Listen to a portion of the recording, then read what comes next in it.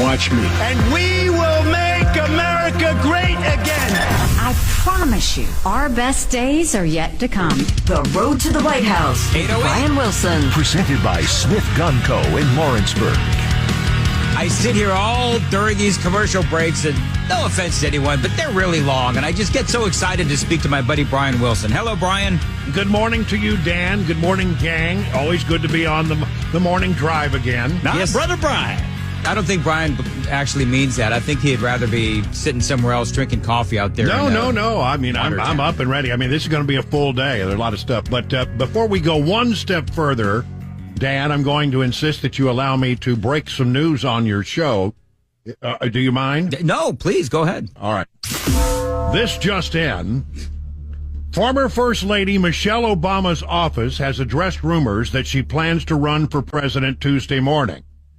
Her office has made it clear the former First Lady has no interest in seeking the executive office, in a statement shared with NBC News. As former First Lady Michelle Obama has expressed several times over the years, she will not be running for president. Please make a note of this and stop the Michelle Obama nonsense, okay? It's definitive. She's not running. So what you're saying is the door's still open? There's still a chance. There's still a chance? Listen, that's good news, Well, yeah, Brian. I know, but I mean, I've been saying this forever, and you guys doubt me. Don't doubt me. I'm right on this one. We would never doubt you, right. Brian. All right. So we have some stuff to talk about. Yes. It is Super Tuesday. 15 states in the all-important primary in American Samoa. The American Samoans do not want to be left out, so don't forget about the American Samoans. Roughly one-third of the delegates that are available are up for grabs. I've done some number crunching, and I think it's unlikely that Trump will clinch tonight. Biden could, but Trump's right on the cusp of clinching.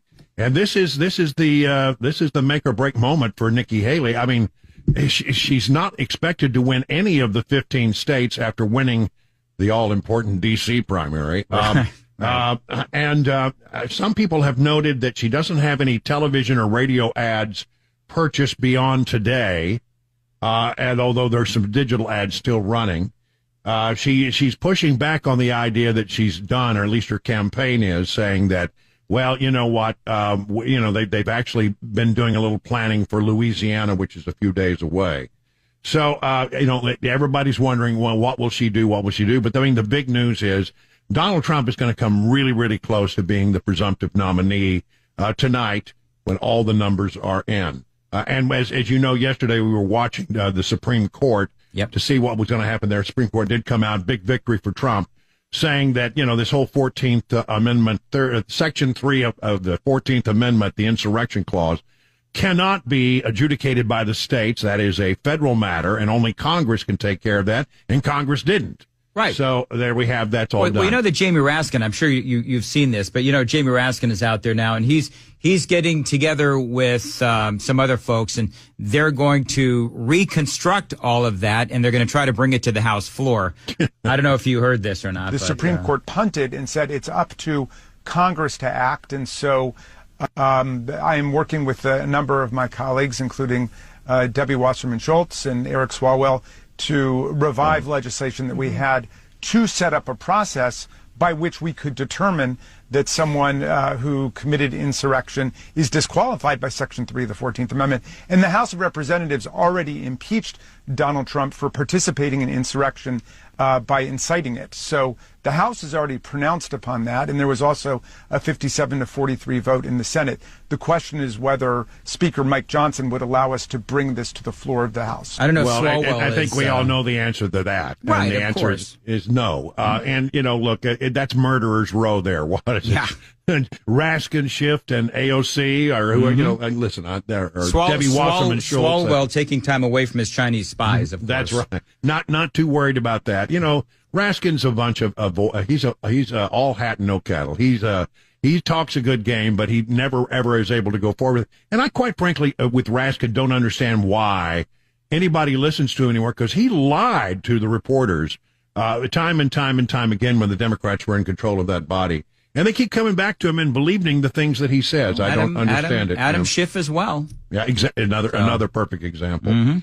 So, it's going to be a big night tonight, and it'll take a while for all of the returns to come in, just because of, time zones. Right. You've got California, you've got Utah, you've got Colorado, and on the Pacific and the Mountain time zone. So it will take a little while for all the numbers to come in. So let me ask you a question. I was sort of talking to myself earlier today, and I was thinking about Nikki Haley, and it's obvious that she's not going to win, and it's fairly obvious now that she is not going to be part of a third-party run, at least as far as we can tell. Does she have any future in the Republican Party? Well, like in 4 years, 8 years down the road? I think this is the tough decision for her because, as you've heard me say, as a Republican, she cannot win the nomination this time. There's no pathway for her here. Why would you stay in? What would be the purpose of staying in, except that you would still be standing as the only standing candidate with an active campaign if something, were to happen to Donald Trump that changed the equation as we see it. I don't see that happening. She might do that.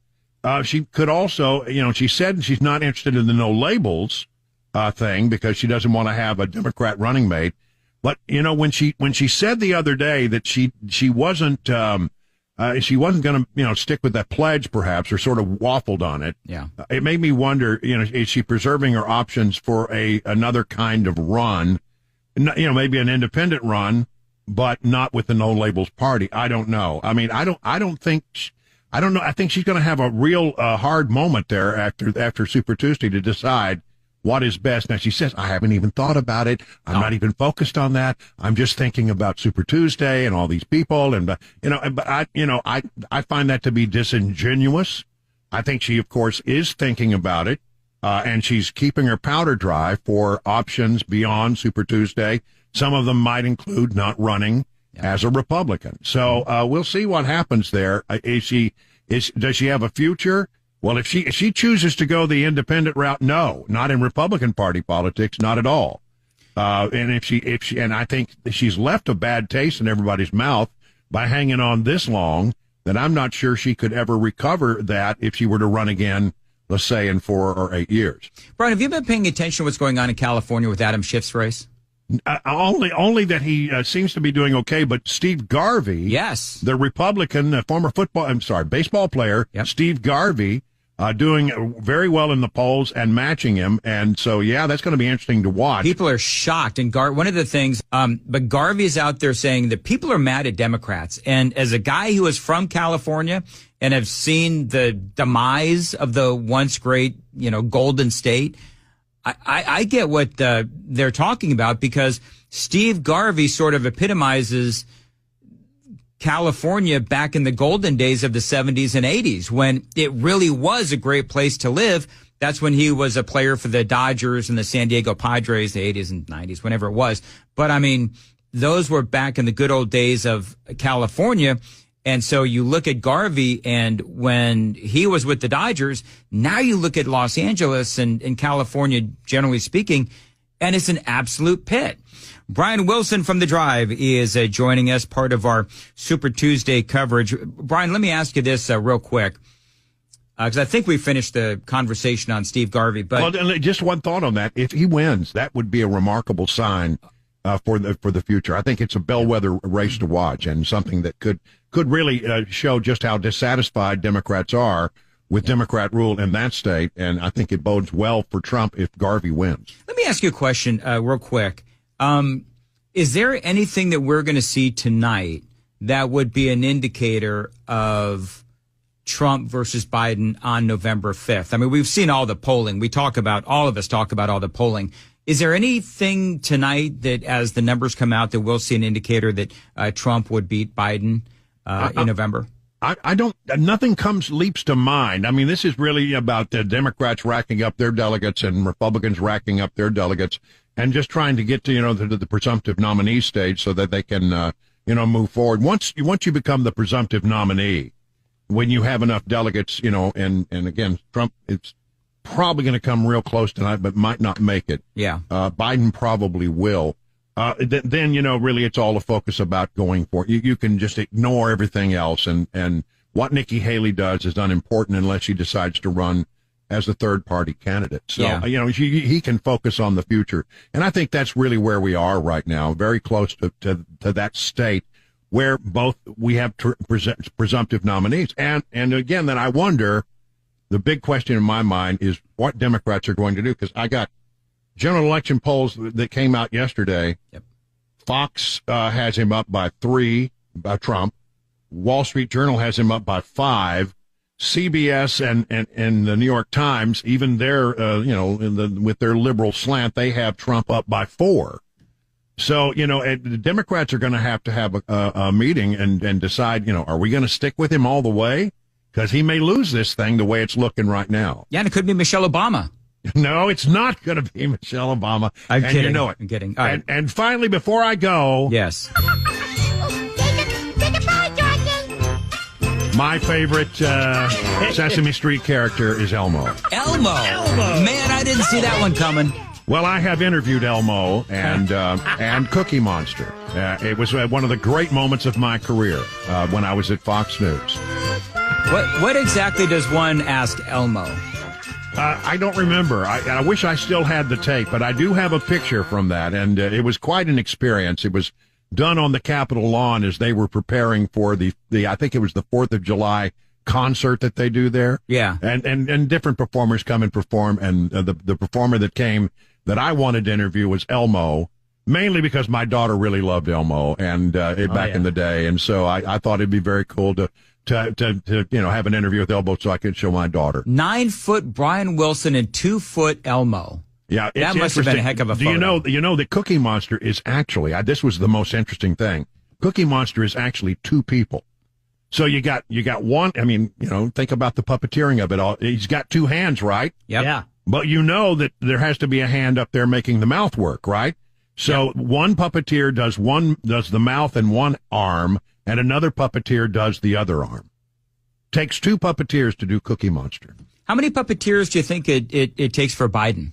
A whole staff of them, man. I'm telling you. Hey, by the way, so I did find this curious. So Matt Murphy said that he thought that your favorite Sesame Street character would be Big Bird. Well, there is a resemblance. I said that I thought it would be Oscar the Grouch, not because you're ever grouchy, just because I thought that you strike me more of an Oscar the Grouch guy. Snuffleupagus was what Chris Hand thought. Mm-hmm. And what did you two say? I said Snuffleupagus.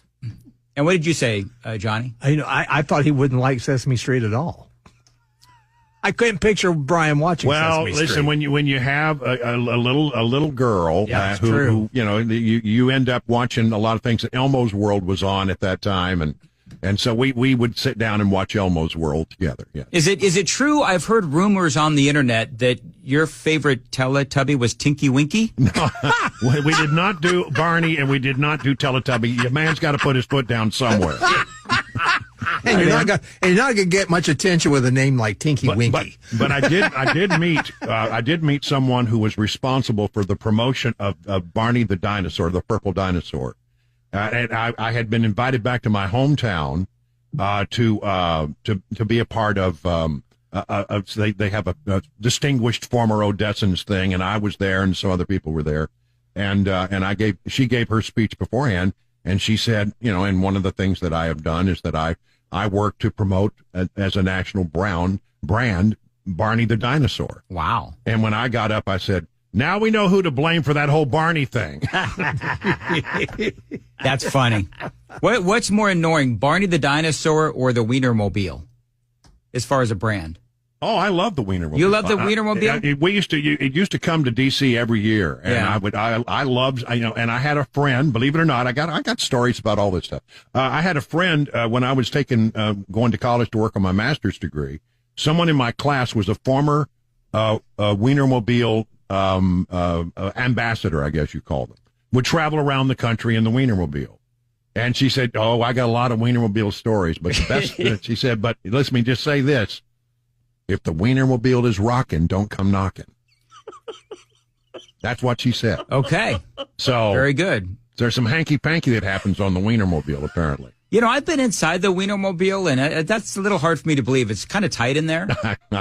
All I know is what she said. That's okay. Moving right along. All right, Brian, I can't wait to see you tonight for a big event. Yeah, big event. I'm looking forward to it. It's going to be a hectic day, but I'll be back on at 11:35 with Chris, 2:35 with Matt Murphy, and then I'll be at the Palace by then. All right. We'll see you later on. Brian Wilson, Super Talk 99.7 WTN. Thank you as always, Brian. Looking forward to seeing you later. I think there's a lot of wieners in Washington, D.C. I didn't want to say that when Brian was on with us, but it is so appropriate that the Wienermobile goes to Washington, D.C. every year because, especially when the Democrats are in charge.